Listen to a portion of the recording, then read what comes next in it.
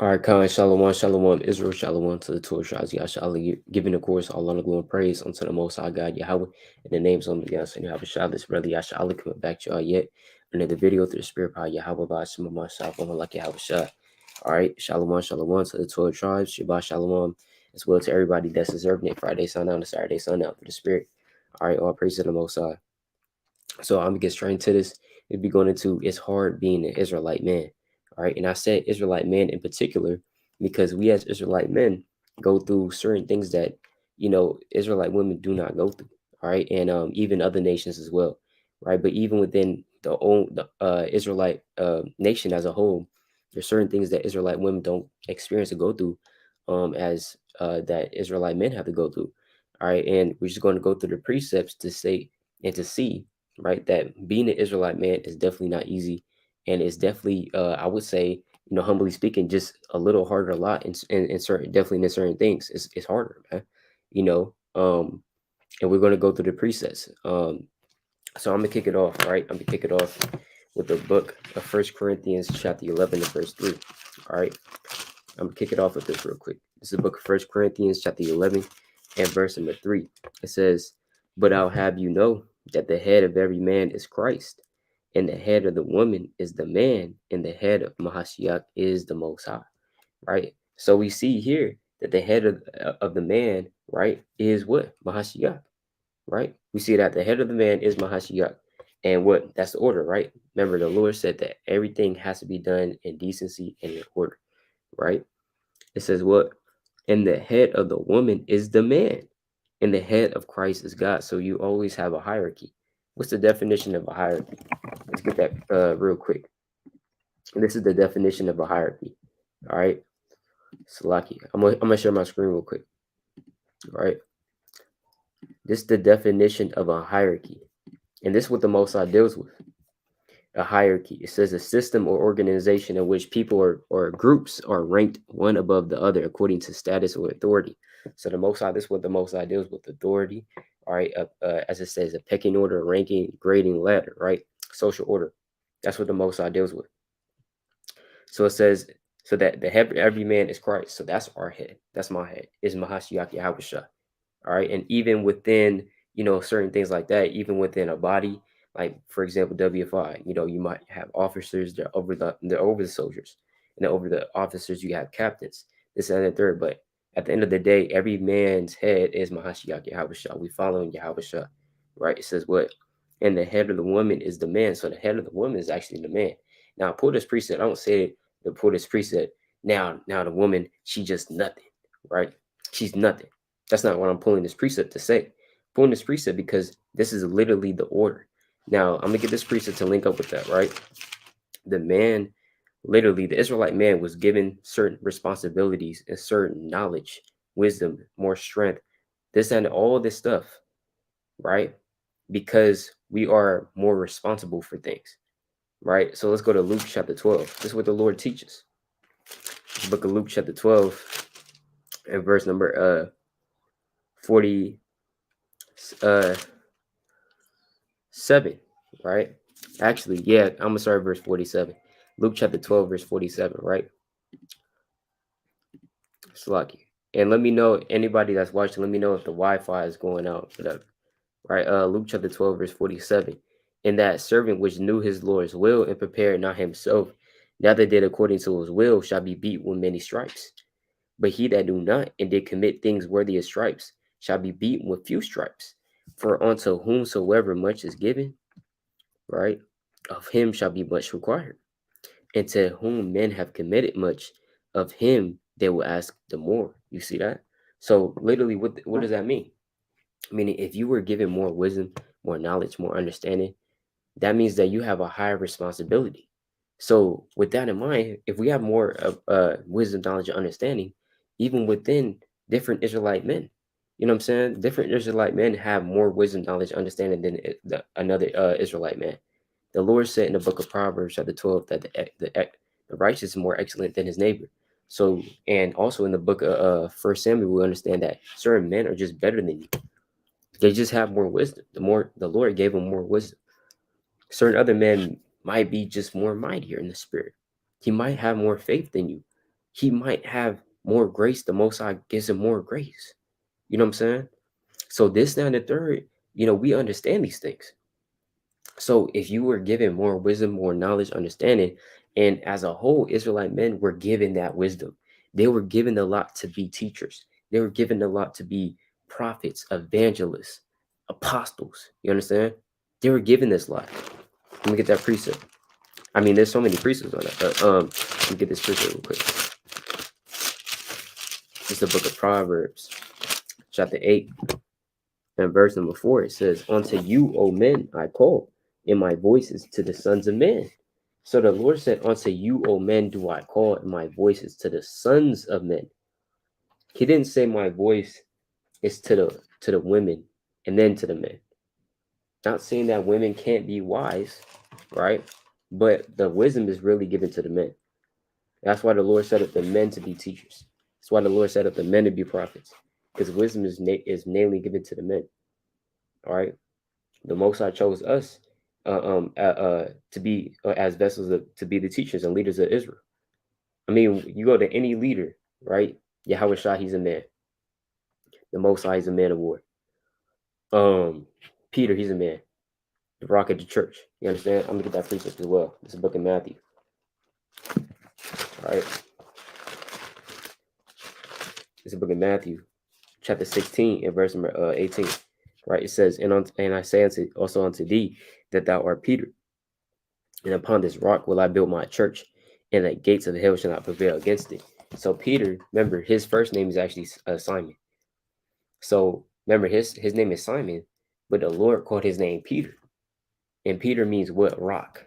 All right, that's essentially what Peter means. It means rock. So he's the rock of the church. Is Peter a female? No, he's a man. But that doesn't mean that, okay, well, now that the women, they're nothing now. It don't mean that. It really means for us that we have a higher responsibility. And the Lord said, look, if you have more wisdom, if you have a higher responsibility and a higher status, that means that more is required out of you because I gave you that status. That's why kings, they have more of a heavier lot. It's a heavy lot to be a king and a ruler over Israel because you're ruling not over you're ruling over your people, but you're really ruling over the Lord's people. You understand? So when you mess up, everybody points at you. Women of Israel don't have to deal with that. When everything goes wrong, you point at the head, right? That's why the Lord said, look, it's just not their lot to be that, because I'm gonna get this precept, right? I'm gonna get that precept. It's like I'm gonna get this real quick, Slocky. This is a book of Sirach, chapter 27, verse 3, the classic. This is a book of Sirach, chapter 27, verse 3, and it reads, "Unless a man hold himself diligently in the fear of Yahweh, his house shall soon be overthrown." So the Lord said, unless a man hold himself diligently in the fear of the Lord, his house shall soon be overthrown. You see that? So the Lord said, look, if a man doesn't hold himself diligently in the fear of the Lord, meaning he's not keeping the commandments, he's not praying, he's not fasting, he doesn't care about the Most High, he's casting off the Most High. If this is happening, right, and he has his own household is going to be crumbling down. It's going to be overthrown by demons. It's going to be overthrown by anything, spirits, wherever the case may be. He might be evicted out of his house because he's not ruling in the fear of the Lord. Let me get this precept on that too. This book is 2 Samuel. Book of 2 Samuel, chapter 23 and verse number 1. Now these be the last words of David. David, the son of Jesse, said, and the man who was raised up on high, the anointed of the God of Jacob, and the sweet psalmist of Israel, said, the spirit of Yahweh spake by me, and his word was in my tongue. The God of Israel said, the rock of Israel spake to me. He that ruleth over men must be just, ruling in the fear of the Most High.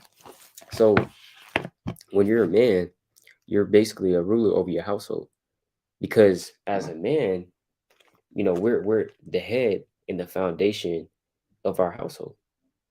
So if we're the foundation and head of our household, that means that if we're not doing what's commanded of us, if we're not being strong, literally every day, if we're not fighting off demons, then who the hell is going to do it? If we're not strong, the Lord said that the men have to be strong. That's why you women have to stop acting like, you know what I'm saying, you want to be a man all the time. It's okay, because it's not easy being a man, an Israelite man at that, you know, because you're going to be going through things that you don't want to experience. You're going to always have to be strong. You're always going to have to be, you know what I'm saying? You're always going to have to be firm, because if you build a foundation upon soft foundations, right, or fragile foundations rather, it's not going to stand. The Lord teaches you this. Let's get that precept. All right. The book of Matthew, chapter 7. That's why Yahweh Shai, he was strong. He was an austere man. All right. He was nothing to play with. You understand? Let's go to Matthew, chapter 7. You know, he was unmovable. That's what the Lord said. I'm going to get this precept real quick. Actually, I'm going to get this one first, and then I'm going to get that one through the Spirit. This is the book of Matthew, chapter 7, and verse number 24. It says, therefore, whosoever heareth these sayings of mine and doeth them, I'll liken unto him. It's like I'll liken him unto a wise man, which built his house upon a rock. So you want to build your house upon a rock, even on the physical level. You want to build your house upon a good and solid foundation. You know, you don't want to build a house, you know, where it's prone to having floods or something like that. You know, you don't want to build a house in the middle of the ocean. It's not a good foundation. You want to build a house without a solid foundation. You want to build a house where it has a good foundation, to where you know it's going to stand. All right. It says what? Verse 25. And the rain descended, and the floods came, and the winds blew and beat upon the house, and it fell not, for it was founded upon a rock. And everyone that heareth these sayings of mine, so like I want to touch on that in verse 25. It says, and it fell not, for it was founded upon a rock. So when you build a house upon a rock, and this rock is symbolic for Yahweh Shai, because we know Yahweh Shai is that rock. Let me get that precept. This is the book of First Peter, chapter right. This is the book of First Peter, chapter 2, and verse 6. It says, wherefore it is contained in the scripture, behold, I lay in Zion a chief cornerstone, elect, precious, and he that believeth on him shall not be confounded. Right? Unto you, therefore, which believe, he is precious. But unto them which be disobedient, the stone which the builders disallowed, the same is made the head of the corner. So that's talking about Yahweh Shai. All right, Yahweh Shai is that rock. I'm gonna get this precept as well on that. The book of Isaiah, chapter 20, I believe 28, 16. God, all praises. Isaiah chapter 28, verse 16. Therefore, thus saith the Lord God, behold, I lay in Zion for a foundation, a stone, a tri-stone, a precious cornerstone, and a sure foundation. He that believeth shall not make haste. So Yahweh Shai is that tried stone. Yahweh Shai is a stone. He's a foundation. And Yahweh Shai being that rock, look, you don't want a soft rock. I never seen a rock that's soft like a pillow. You know, you don't want a rock that's soft as a pillow. You want a rock that's hard as hell, man. You know, let's say you're building your house upon a rock. You don't want that rock to be like sand, or to be some fragile thing. You want it to be strong as hell, so it can hold up that house. So that whatever happens, rain, snow, hurricanes, damn tornadoes, man, whatever happens and is beaten upon that house, if it's built upon that strong foundation, it's not moving, man. Don't give a damn what's happening. So that's who we strive also to be as Israelite men. We understand that we're the foundation as well, because the Lord said that we're stones as well in 1 Peter chapter 2, verse 5. Right? As lively stones build up a spiritual house. You know, and yet, you know, that's also inclusive to, you know, Israelite women as well. They're part of the building. You know what I'm saying? They're part of the family. They're part of the nation. You know what I'm saying? But in terms of actually being that stone and being the head of the household, right? Which in that foundation, It's for the men, right? It's literally for the men. Now the women can help build up that foundation, or it can help sustain that foundation, right? Let me get that precept real quick. This is the book of Proverbs, chapter 14. In verse 1, it says, every wise woman buildeth her house. So the wise woman is going to build her house. She's going to make sure that, that foundation is being, you know what I'm saying, is okay.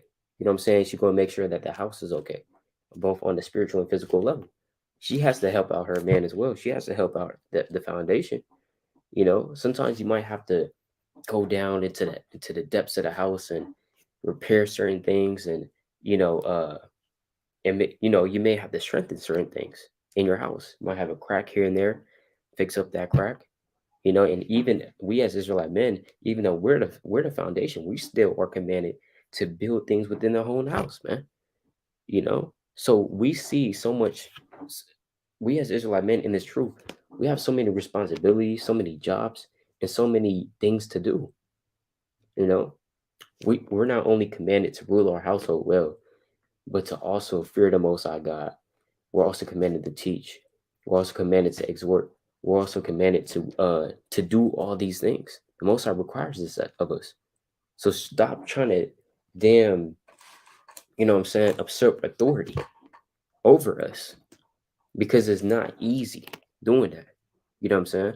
And it's not for everybody, right? Proverbs chapter 14, verse 1.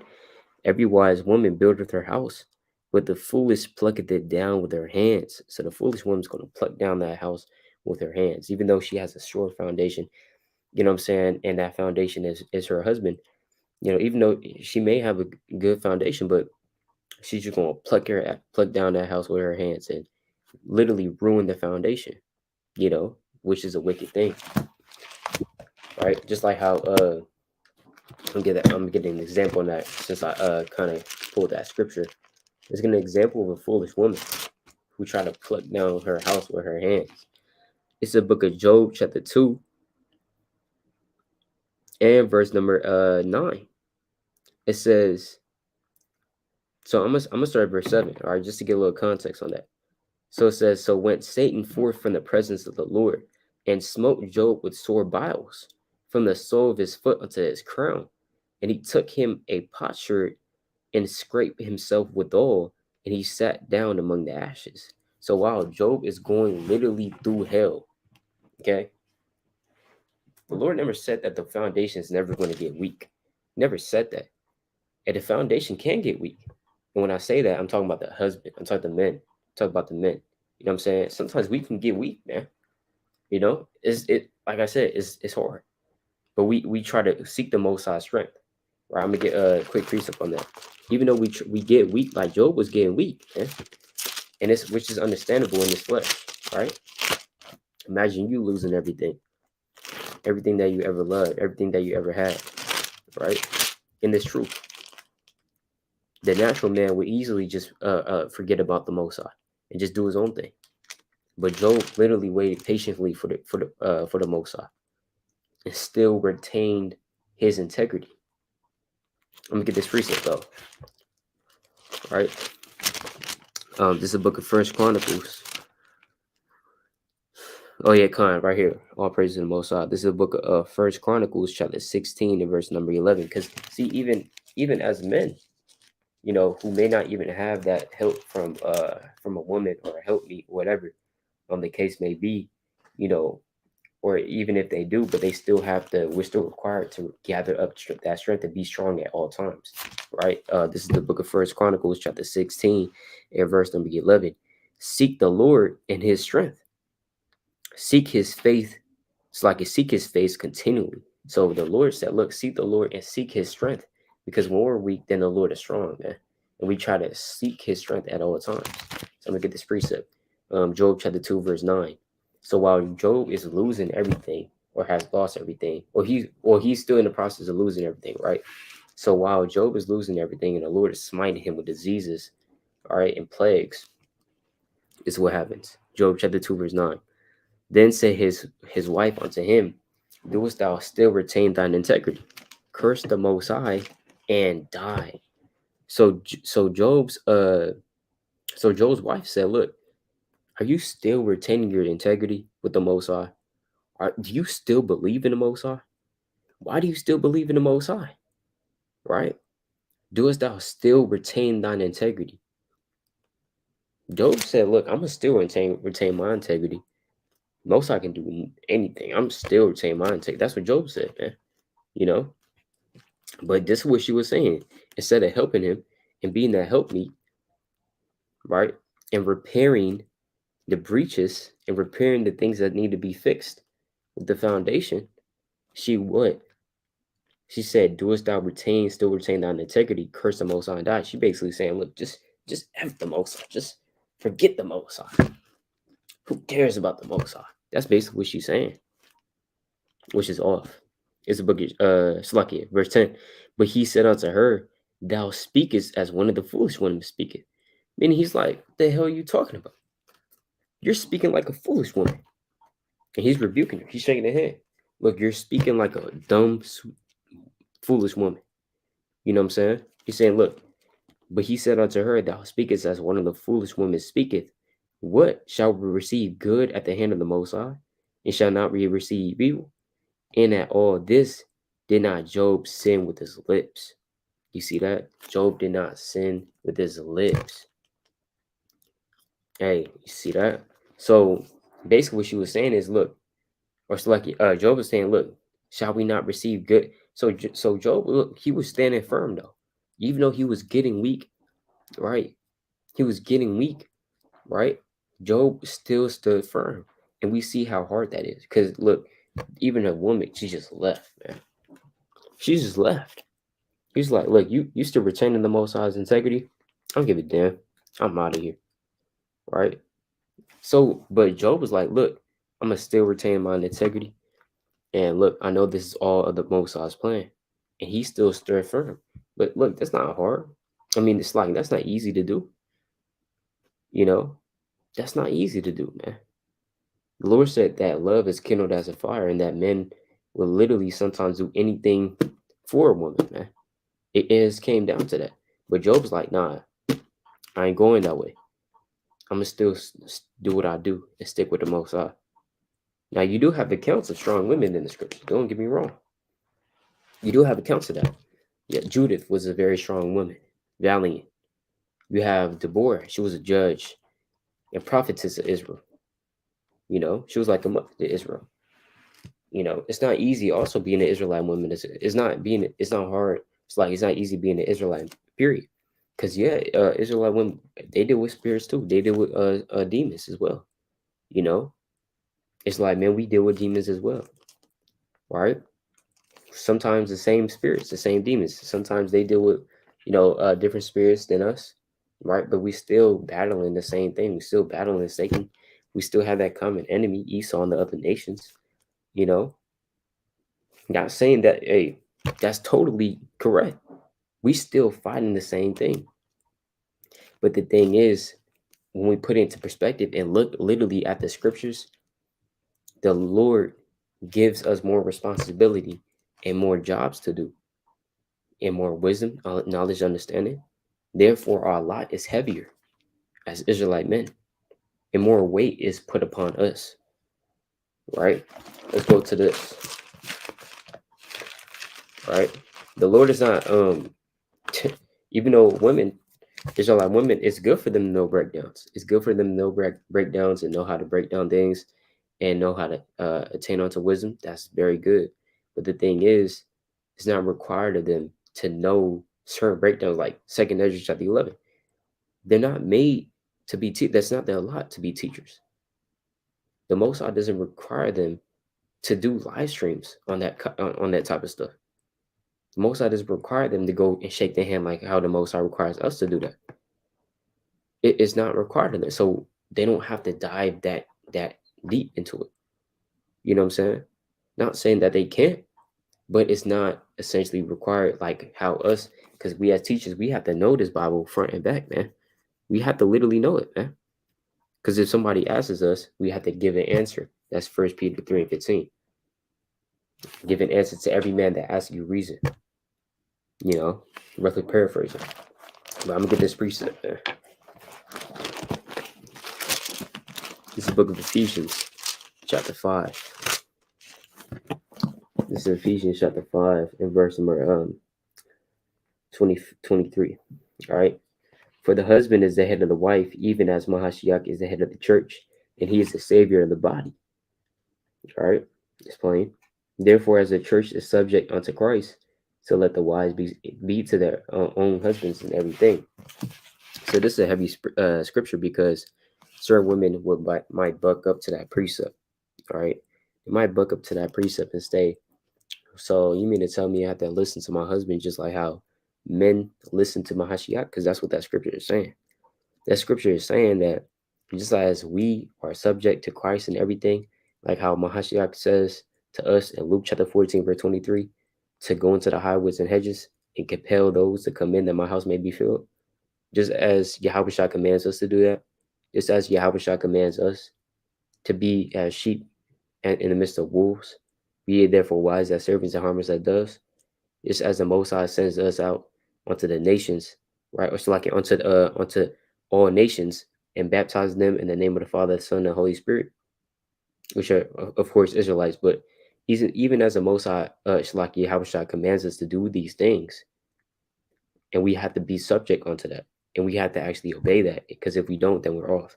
So just as we're obeying Mahashiach and everything, the Most High requires the woman to obey the man and everything, and especially to their husband, right? So that's what that scripture is saying. Now, certain women may buck up to that, but that's what the precept is saying. And it's literally not because the man, you know what I'm saying, it's just this and a third, and, you know what I'm saying, and the man is being so, over righteous or whatever, or having so much power. It's not about that. It's about their own benefit at the end of the day. Because we know that, again, going back to the precepts, wisdom was given to men. I'm going to get one more precept on that, right? The wisdom was given to men, understanding, knowledge, right? Making good decisions. Not saying that women can't do that. They can advise.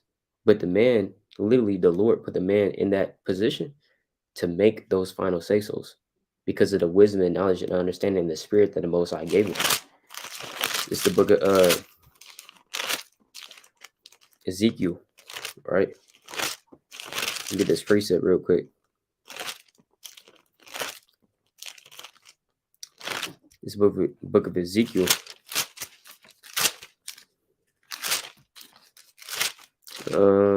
Right. This precept at Slakia. I might have to look it up. Right. Might have to look it up, but I'm gonna look it up real quick.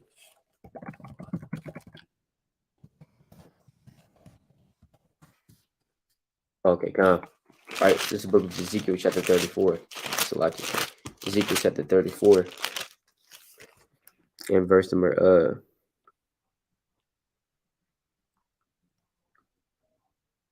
verse number 31.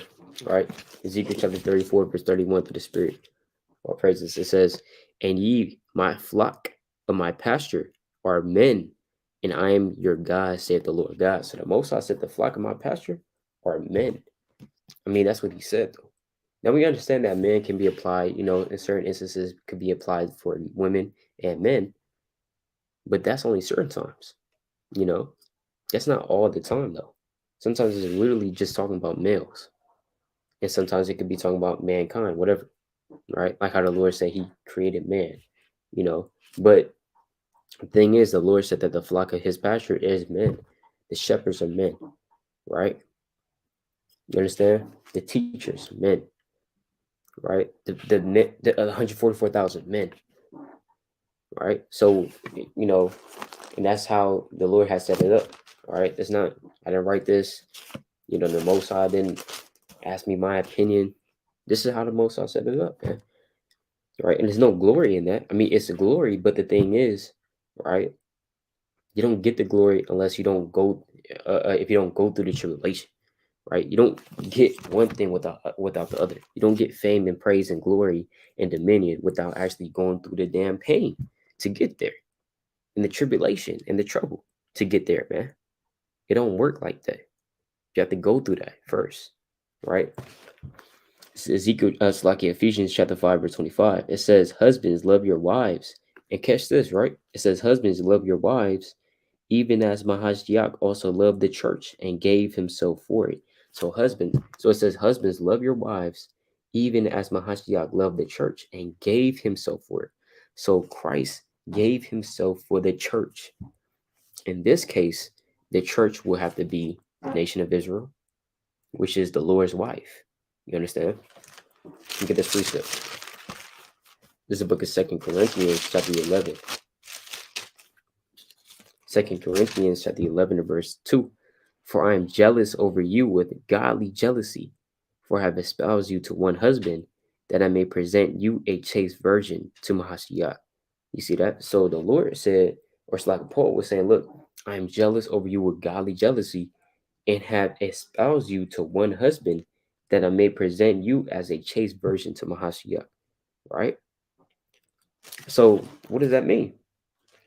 That means that Mahashiach Yahushua, or the Most High, right? Because I'm gonna link that up with this precept, right? Would be the nation of Israel, right? The nation of Israel would be the bride, be the wife, right? In the Most High, while Yahushua would be the husband, right? In a parabolic sense, right? In a parabolic sense, just like as the Most High is the Most High and Yahushua, it's like the Most High and Israel. They have a very, very dynamic relationship, right? We have a very dynamic relationship with the Most High. The Most High calls us his children, his sons, you understand? His sons and daughters. The Most High also calls us his wife. The Most High also calls us his sheep. The Most High also calls us, his chosen ones. So the Most High has a very dynamic relationship with Israel. And he expresses his love for us in many different ways that can be relatable to us. All right.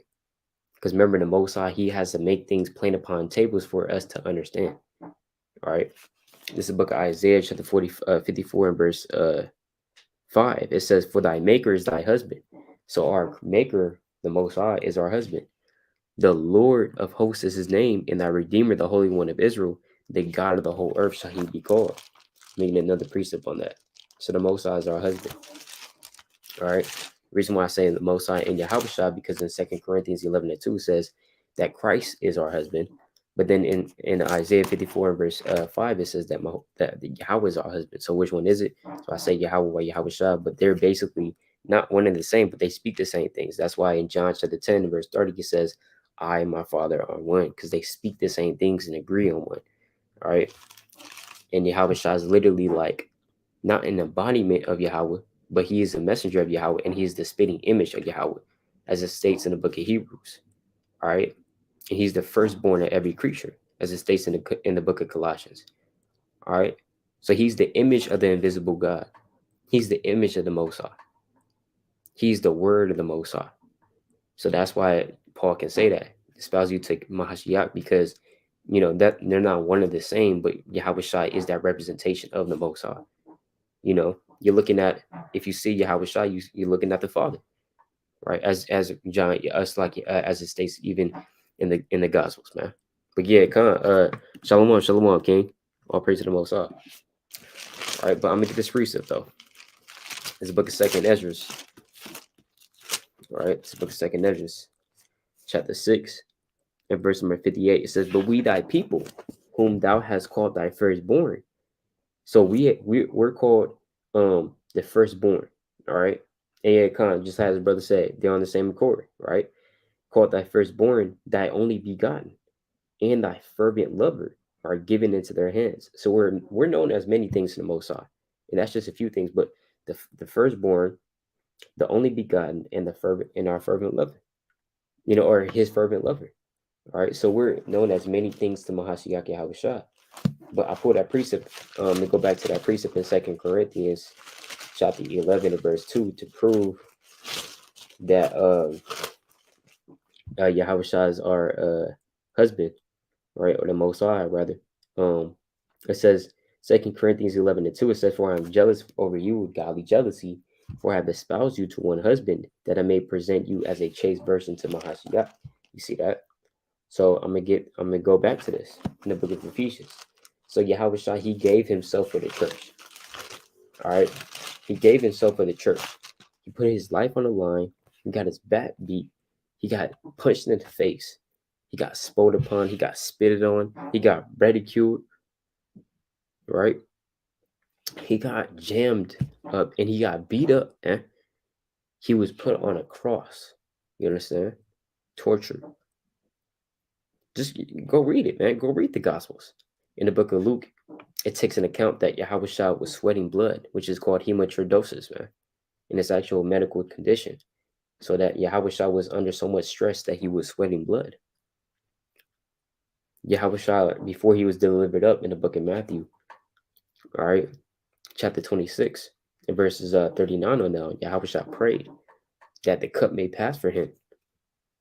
Because he didn't want to go through that pain. He didn't want to go through that tribulation. You understand? He didn't want to go through that. But he knew that he had to, though. He knew he had to lay his life down for the church. He knew that he had to go through that in order to inherit that glory. And he did do it, right? Hey, don't you think that Yahweh Shah would want it when he was dealing with Pilate, an Edomite? The Lord said, I have a long time holding my peace. I have been still refraining myself, man. And I'm led to believe Yahweh Shah was refraining himself when he was dealing with Pilate, the devil. You know, and the devil he is, man. I'm led to believe that Yahweh Shah was refraining himself when he was dealing with him. Yahweh Shah's like, look, don't you know that at any given second, you know, I could call my servants and they will fight for me, man. Like the Lord said in the book of John, chapter 18 and verse 36, my servants will fight. My kingdom is not from hence, man. Yahweh Shah said, look, you lucky, man. Right? He didn't say it like that, but I'm saying like Yahweh Shah's like, look, you lucky that I gotta follow the Father's plan and not do my own thing. Because if it were up to me, right? Now I'm not saying that Yahweh Shah said that, but I'm just saying, just put it into perspective, right? You know, so since Yahweh Shah laid down his life for the church, I'm getting to a point here, right? Let's go to Ephesians 5 and verse number 25. Husbands, love your wives, even as Mahashiach also loved the church and gave himself for it. So the Lord is commanding the husbands to love our wives, right? Even as Mahashiach loved the church and gave himself for it. So Yahweh Shah gave himself for the church. And that's the type of love that he had for the church, right? Within the church being Israel. I'm going to get this precept. This is the book of John, chapter 12, 15 to verse 13. Greater love have no man than this, that a man lay down his life, right, for his friends. So the Lord said, look, there's no greater love than this, laying down your life for your friends. So Yahweh Shah laid down his life for the church.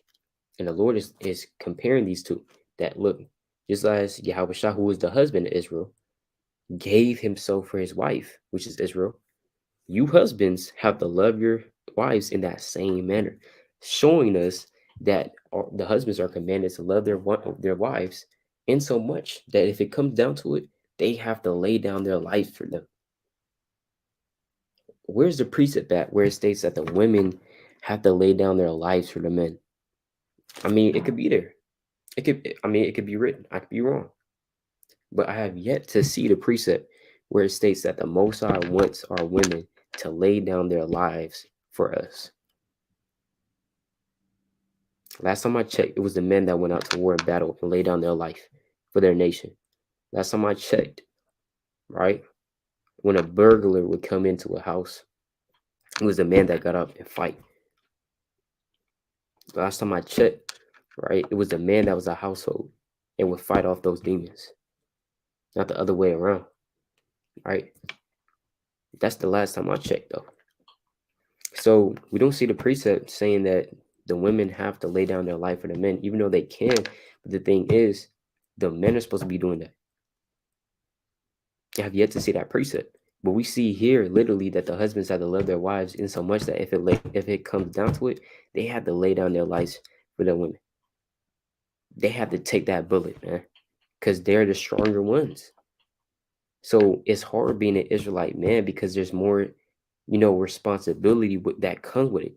Yeah, you have more wisdom. You might have more strength in terms of spiritually, emotionally, physically.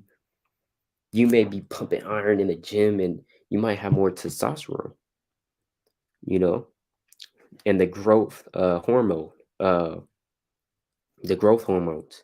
You might be taller, faster, you know, more mighty in the spirit, but it's a just balance. The Lord deals with just balances. Yeah, you might have all of this, but at the same time, demons is heavier, right? The heavier your spirit get, the heavier these demons come, man, because they know that you heavier in the spirit. That's why in the book of Luke, chapter 22, and verse number 31, the Lord said, Simon, Simon, Satan have desired to have you, that he may sift you as wheat. But I pray for thee, that thy faith fail not, and when thou art converted, strengthen thy brethren, man. How come Satan, how come Yahushua just said to Peter that he saw Satan trying to sit them out? How come not? How come it wasn't Thomas? How come it wasn't Bartholomew? How come it wasn't Matthew? How come it wasn't John? How come it was Peter? Because guess what? Peter was the rock of the church. See, if that's why Satan comes at the men so much. That's why Satan comes at the men so much. Satan can come at the man through a woman.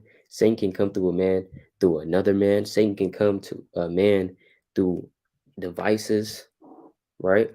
Through anything, Satan can come to us through anything. But the Satan comes at the man so much hard, or so much more harder, knowing that he is also the head of his household. Especially if this brother has a household, he's going to come, right? He's going to come because he knows that if he can get rid of that head, if he can get rid of that foundation, if he can get rid of that rock, which you are that rock, and he takes it, he ain't even have to worry about nothing else. The whole house is gonna be falling down. Just as like if you move, so if you ever seen like Jenga, right? I don't know if brothers and sisters may know that, but Jenga, right? Jenga is like that building block uh type game, right? I'm gonna look it up real quick. Yeah, I'm gonna just get a picture of it. All right.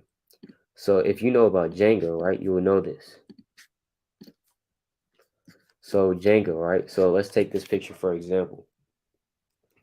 So these Jenga blocks are the most important blocks of the tower, because if you remove these blocks, what is it going to stand on?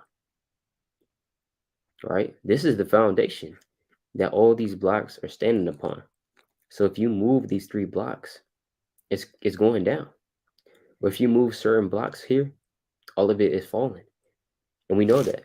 That's why you have to be so careful with it and understand and know what blocks to pull out, right? So if that's the case, certain of these blocks are literally essential blocks that you cannot move. And if you move it, it's over. It's not going to stand, right? So it's kind of like that with us too, right? It's kind of like that with us too, that we would have to remove, if Satan can remove these blocks, and we Israelite men, we are those blocks, man. If Satan can get that, he don't have to eat. You don't have to start from the top up. You know what I'm saying? He don't have to start from the top, but he can start from the bottom. And if he can get this, all this is over with, easy, right? It's coming down, no matter what. You know. So that's why it's harder being Israelite man. You have to constantly be strong all the time, right? The Lord said, "Be strong, therefore." Right? I mean, there's so many precepts that say that, right? Now he's saying that also, yeah, to the women, but at the same time, like how we've been saying, right? Let's go to Joshua chapter 1, verse 6. Be strong and of a good courage, for unto this people shalt thou divide for an inheritance the land which I swear unto their fathers to give them. Now, even in this original context, who is this talking? This is Moses talking to who? Joshua, who is also another man. Verse 7. Only be thou strong and very courageous, that thou mayest observe to do according to all the law, which Moses my servant commanded thee Turn not from it to the right hand or to the left, that thou mayest prosper whithersoever thou goest. And it's normal for women to be scared, to be afraid. That's why when you go to Deuteronomy chapter 20, right? Actually, let me get this precept real quick. It's not commanded for us to be scared and afraid of things, and to fear and to cower away. The Lord doesn't want us to be like that. It's the book of Nahum, chapter 3 and verse 12. All thy strongholds shall be like fig trees with the first ripe figs, and if they be shaken, they shall even fall into the mouth of the eater. Behold, thy people in the midst of thee are women. The gates of thy land shall be set wide open unto thine enemies. The fire shall devour thy bars. So, so the Lord said, look, thy people in the midst of thee are women. Why is the Lord saying that? It's not literal, because we know that there was men in there too, right? We know that there was men living in Nahum. I mean, it's like in Nineveh at this time. It was men and women. But he said, look, the people that are in thee are women, meaning they're going to be scared, they're going to be afraid, and they're going to run, and they're going to be weak. That's what the Lord is saying, right? I'm gonna get the and also ripe for destruction, right? But I'm gonna get this precept, Jeremiah chapter 51, right? This is the book of Jeremiah chapter 51 and verse 30. Another precept to prove that the mighty men of Babylon. So it's talking about mighty men of Babylon. You have mighty men of Babylon, even in Babylon the Great, the mighty men of warfare, the Marines, Navy, soldiers, army, the military, whatever. You know what I'm saying? These are the mighty men of Babylon because they train for that. It says, have forborne to fight. They have remained in their holds. So the Lord is like, look, they're remaining in their holds. They're not even trying to fight. They don't want to. They're scared, is what the Lord is saying. Their might have failed. They became as women. Right? The Lord said they became as women.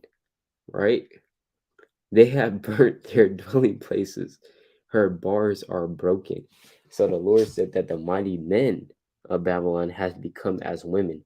Does that mean that they changed their gender? Right? They all became transgenders. Right? What does that mean?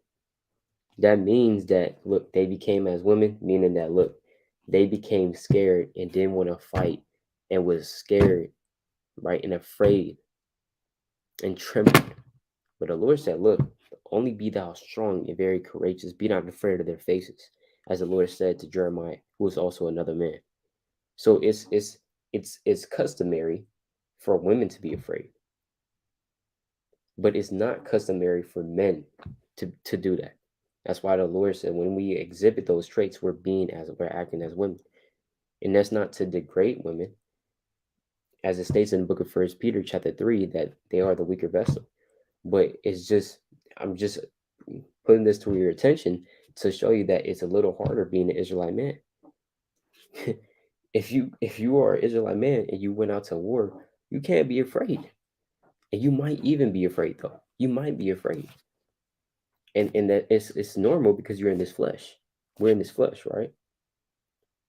And might tell us 7 different things. Don't go out there. You're gonna get killed. Oh, look at their swords, look at their shields, their armor, their might, their valor. We're never gonna win this.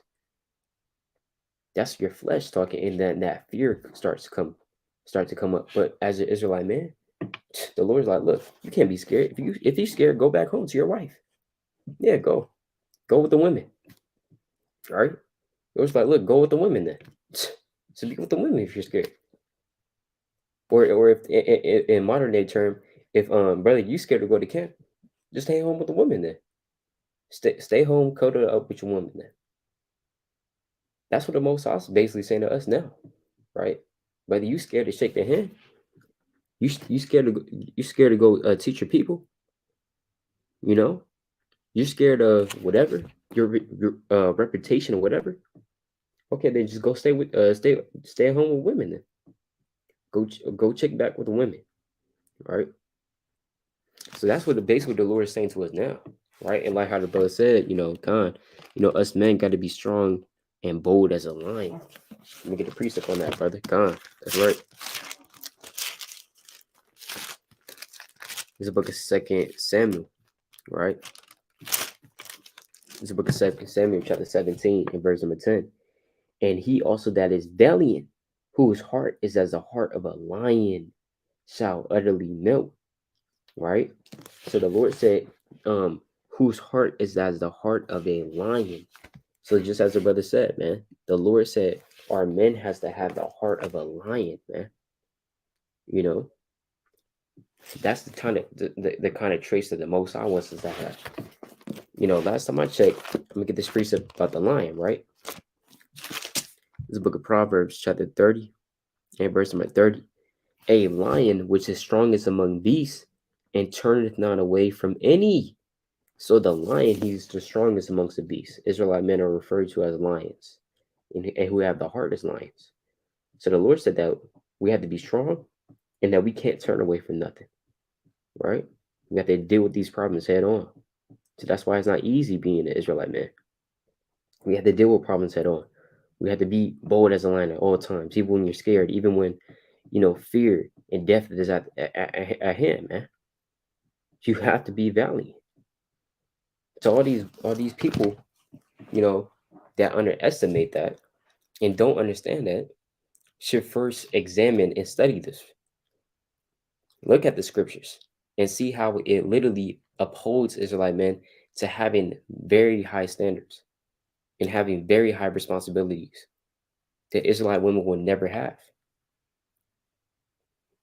in all reality. But we're not complaining about it. We have to deal with it. You know what I'm saying? We're dealing with it every day. And some more than others. As for me, I don't have my own household. I have my own house in terms of my own spirit, my body. But I don't have my own household. I don't have a wife or wives or children. I don't have that. So certain other brothers can't even tell you more about what they're going through. So with that in mind, we understand that look, it's not easy. We're not saying it's not easy being an Israelite woman either. The Lord said, she that liveth in pleasure is dead while she liveth, in the book of First Timothy. But nevertheless, we understand when we take all this into account, hey, it's hard. Let's go to Deuteronomy chapter 20. Let's go to Deuteronomy chapter 20. In verse number 5, it says, And the officers shall speak unto the people, saying, What man is there that have built a new house, and have not dedicated it? Let him go and return to his house, lest he die in the battle, and another man dedicate it. So the Lord said, look, he said, what man is there that have built a new house? So these are talking about people that are men that go out to war. And there's never a precept to where it said that the women are commanded to go out to war. It's just the men, right? So that's why we understand that it's not easy with that lot, because when you look at the terrors of war, hey, guess what? You can have PTSD from war. All right. Don't you think that people that went out to war back in the ancient world had PTSD too? Which is as Esau calls it, the post-traumatic stress disorder. But even with Israelites back then, Israelite men that went out to war, don't you think they had PTSD? They saw a lot. They heard a lot. They felt a lot. They saw men literally getting killed before their eyes. That's a sight to behold. David, he had to slay his 10,000s. Don't you think that those 10,000s of people had families? Don't you think that those 10,000s of people had sons and daughters? Don't you think that those tens and thousands of people had good friends and relationships? Yeah, they may have been of the other nations, but sometimes that stuff can get to you, man. Then now are people, you know what I'm saying, just going into the spoils of war, man, just going into how war is. It's very, now I haven't been to war, but people can tell you and say that is very, very you know what I'm saying? It's nothing to play with. You know, it's not just, oh, I'm going to war and I'm fighting and this, that, and the third, and you know, I'm a soldier, and it's not even that, man. It's not none of that. It's dire stuff that nobody recommends. Nobody that went into battle says, man, that was the best experience of my life, man. That was thrilling. Nah, you can go deaf in war. When they had back in when they had just started creating explosive weapons, machine guns, grenades, grenade launchers, et cetera, et cetera. I want to pinpoint a war, World War One, for example. In World War One, aka the Great War, right? During that war, they had just was started to be inventing these explosive devices. Now, of course, during the 1800s, you did have that as well. But in this, you know, because 1900, that's when electricity was invented, so called. So you had different types of guns and weapons being used. So a lot of people that actually was in that war, you know, and actually fought in that war was losing their hearing, would actually go crazy. And you look up shock cell or shell shock, it's like a shell shock or shock. It's like to the point where they would lose their mind. They would be crazy after they got back to the war because of so much stuff that happened to them. So war is no joke, man. And Israelite men are commanded to go through that. If you go crazy, oh well. If you lose your life, oh well. Right? Not saying that it's not for the better or it's not for that glory, right? But hey, it's dire though. You literally have to put your life on the line, man. You know? I'm gonna get this precept.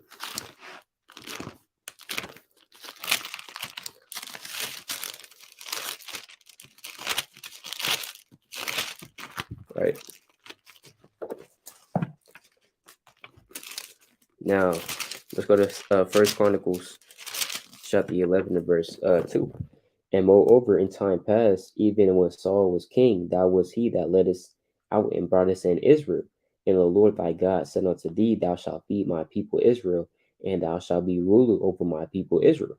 So the Lord, or basically, these are the men in Hebron saying that, look, you know, when Saul was king, it was always you, David, that went in and brought us in Israel, meaning delivered Israel from their enemies, uh, um, fought valiantly for Israel. It was always you, David. You were the best warrior.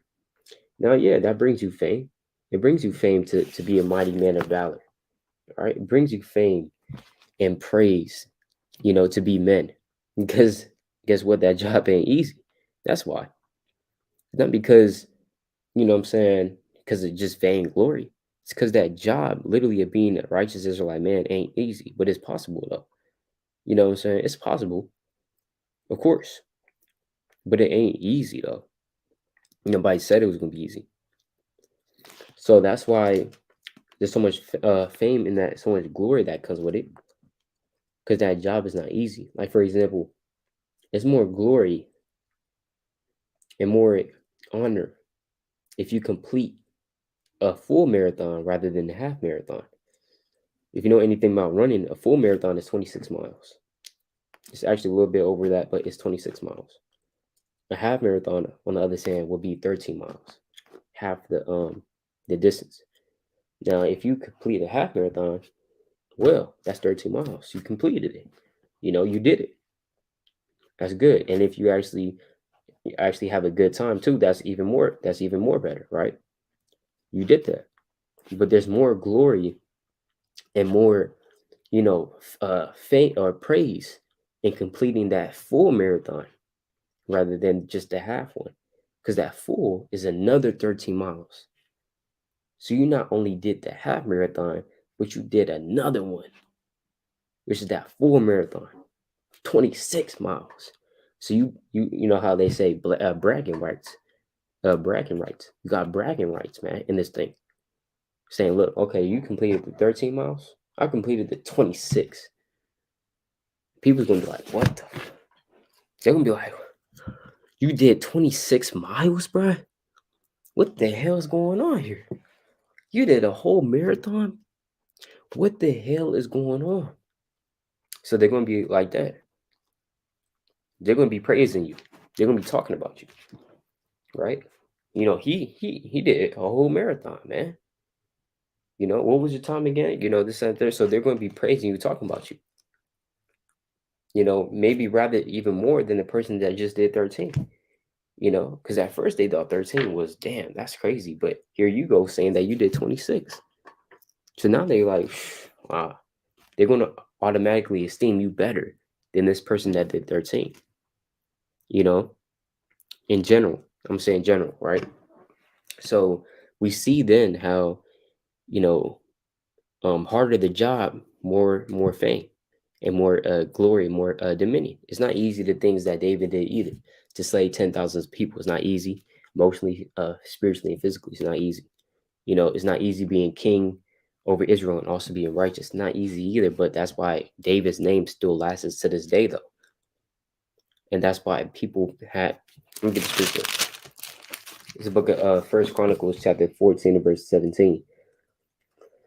And the fame of David went out into all lands, and the Lord brought the fear of him upon all nations. The Lord brought the fear of him upon all nations. Meaning all nations literally feared David. And the Lord brought him fear and praise amongst all people, man. Israel loved David, and the other nations feared him, man, because of his valiant acts of valor. But if it's so easy to be David, not saying it is, but if it's so easy being David, he wouldn't have so much fame. He wouldn't have so much praise. Nobody praises a KFC worker. Nobody praises people that work in fast food. Why the hell would you get praise? How is it harder than being a doctor? A doctor gets praise because of his works. It's not easy doing that. You understand? So that's why Israelite men might even have a little bit more praise and fame. Look, Israelite women, they get praise too. Lord said in the book of Proverbs, chapter 31 and verse 30, favor is deceitful and beauty is vain, but a woman that feareth the Lord, she shall be what? Praised. So a woman that fears the Lord, she's going to be praised. But at the same time, Israelite men also have a higher amount of glory, a higher amount of glory.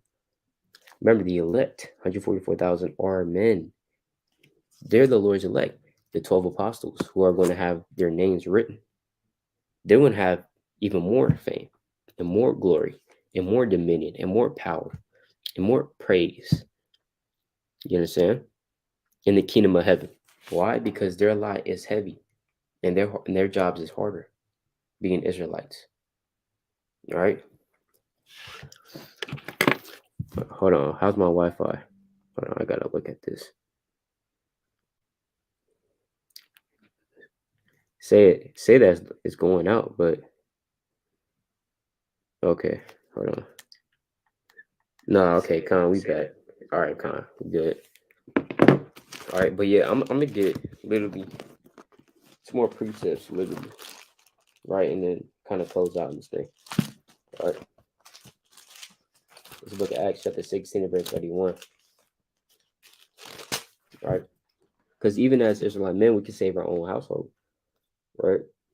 I've yet to find a precept to where it says that because of the woman, she can save her own household.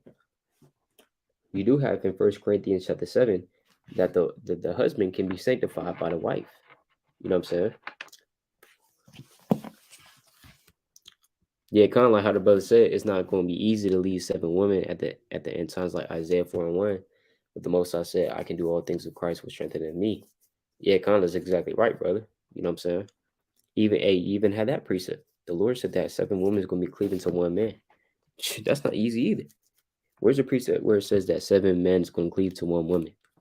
It's not a precept. You know, in Philippians 4:13, that's right. I can do all things through Christ which strengtheneth me. So sometimes, hey, you got to give some Israelite men just give them some slack and understand where we coming from, man. Not saying give us slack in terms of, you know, oh well, you know, you committed adultery 4 times in a row, and you know you did murder 3 of your brothers, but it's okay. I'm gonna cut you some slack because you're an Israelite man. No, we're not saying that, man. But we're saying that just understand where we coming from. You know what I'm saying? Understand that our job is hard. So when Eve wants to make our job harder, you're just working against us, man. You're being a tool of Satan. You understand? Or how come even with my own brother, I shouldn't want to make his situation even worse than it is, you know, if that makes sense.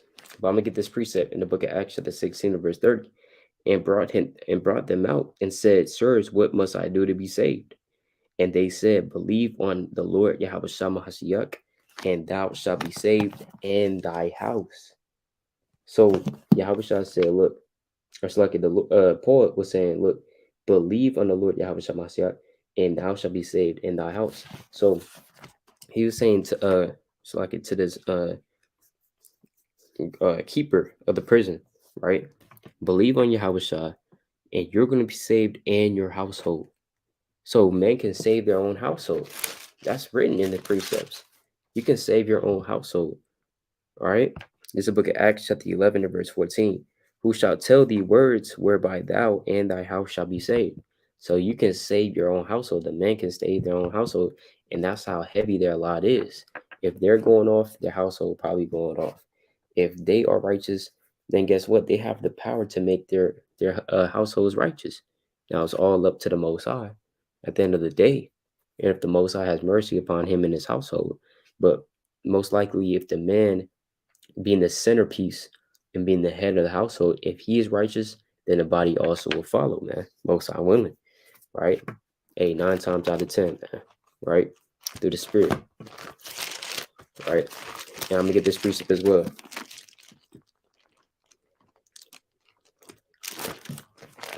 Actually, I'm gonna get 2 more precepts.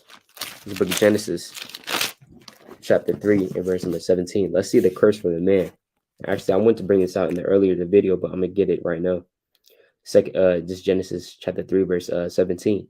And unto Adam he said, because thou hast hearkened unto the voice of thy wife, right? And has, hold on. Right, it has, hold on. Right, it has. Damn. All right. Well, it looks hella blurry on my end. Now I'm gonna keep going though. Genesis chapter 3, verse 17. And unto Adam he said, because thou hast hearkened unto the voice of thy wife, and hast eaten of the tree which I commanded thee, saying, Thou shalt not eat of it. Cursed is the ground for thy sake, and sorrow shalt thou eat of it all the days of thy life. Thorns and thistles shall it bring forth to thee, and thou shalt eat the herb of the field. In the sweat of thy face shalt thou eat bread, till thou return unto the ground. For out of it wast thou taken, for dust thou art, and unto dust shalt thou return, man. You see that? So the Lord said, this is the curse for the man. This is literally the curse for the man. He said, look, cursed is the ground for thy sake, and sorrow shalt thou eat of it all the days of thy life. He said unto the man, we have to eat this bread in sorrow. We have to eat of the ground in sorrow, man. That's why you have a lot of Israelite men, they go through depression. Spirits is clinging onto them. Spirits of sadness. This and the third. It's just heavy upon us, man. Even Israelite men in the world, they experience that. That's why they try to find secure and they try to find consolation in fornication or clubs or whatever, drinking and weed and this and the third, and just cleaving onto these other things instead of the Most High. But that's what we go through. This verse 18. Because really, I mean, you look at this world. In this world, you have Israelite women, even in the world, they're not really depressed like how Jake is, man. They're not depressed because they can go anywhere and get attention. They post literally a picture on their story and 5 men slide up. They can get attention. Whereas you got Jake over here, you're lonely as hell. I mean that's in this truth. I'm used to it, right? We Israelite men in this truth kind of get used to being lonely because, first of all, 9 times out of 10, The people around us is not in the truth.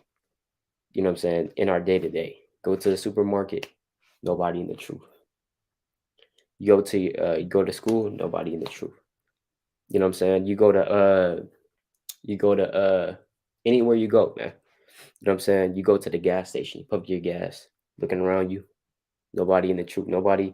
They may know about it, but it's like nobody really in this thing. You know what I'm saying? Nobody really with the fringes. Nobody really professing the name of Yahweh Yahushua. Nobody actually keeping the commandments. That's being in the truth. You know what I'm saying?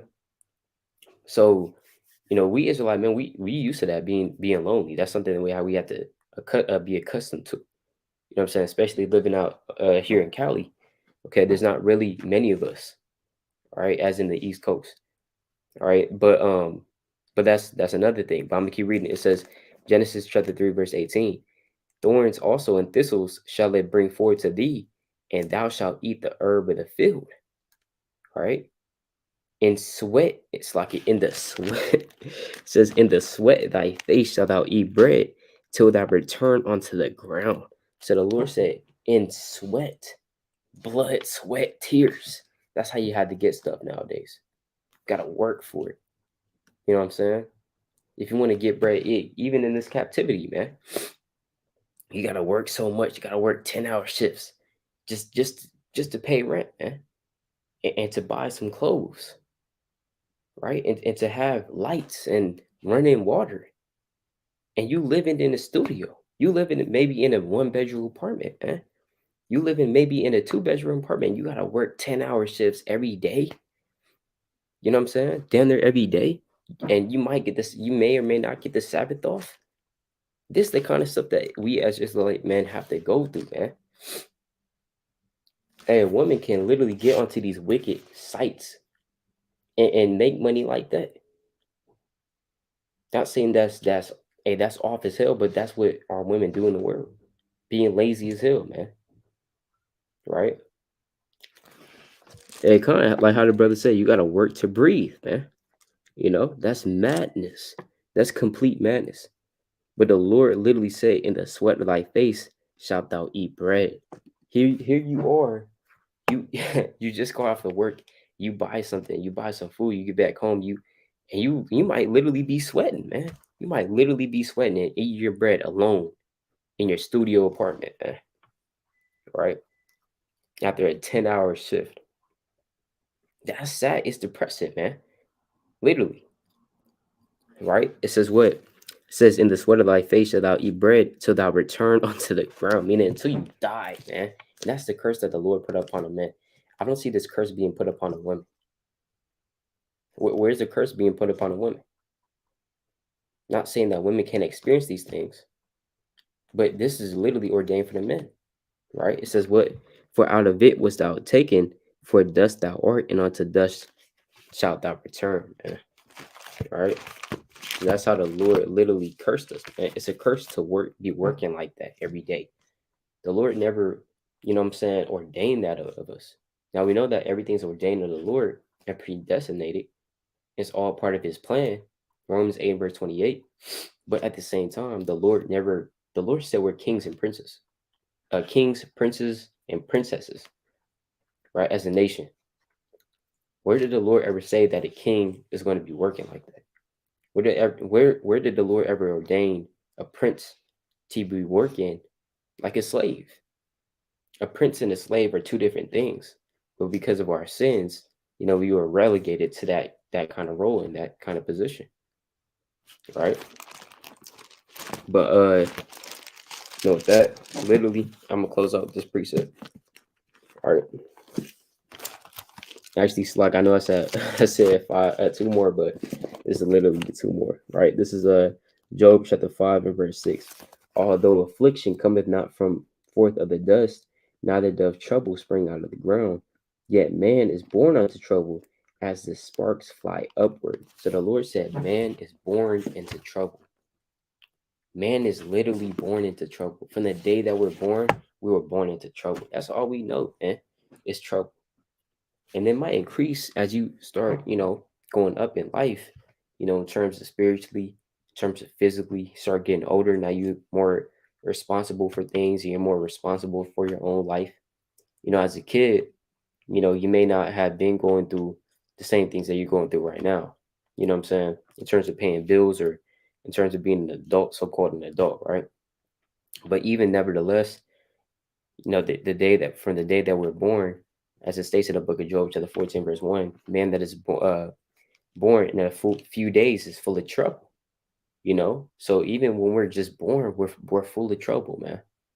You know what I'm saying? Demons hit us and spirits hit us, and spirits trying to take us out. And you know, you might have had a bad childhood or whatever, man. Whatever the case may be, we're born into trouble. Let me get this precept as well, right? The book of Second Ezra.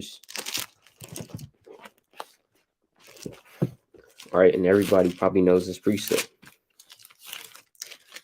The Second Ezra chapter 7 and verse number 57. It says, "Then answered he me and said, This is the condition of the battle which man that is born upon the earth shall fight, that if he be overcome, he shall suffer as thou hast said, but if he get the victory, he shall receive the thing that I say." Right? So the Lord said that is the condition. That's what the Most High ordained it to be, that the man should be stronger, and that the men should be leaders, but at the same time, they should go through much tribulation. Right? So we have to gird up our loins, and Most High willing, I'm saying, the Most High increases our strength, man. We can't be forgetting, especially about who we are, but we can't forget to pray to the Most High to give us strength, man. In this world, because there's a lot of distractions and there's a lot of things in this world that's going to pull us away from the Most High. All right, so with that, all praises to Yahweh. Bahashima myself, like Yahweh Shah. All right, this has been the Friday Night Live through the Spirit Power Yahweh. Bahashima myself, like Yahweh Shah. Lord willing, to edifying, or at least exhortating to some. All right, Kwame Yasha Allah, Shalom. The water for tuning in.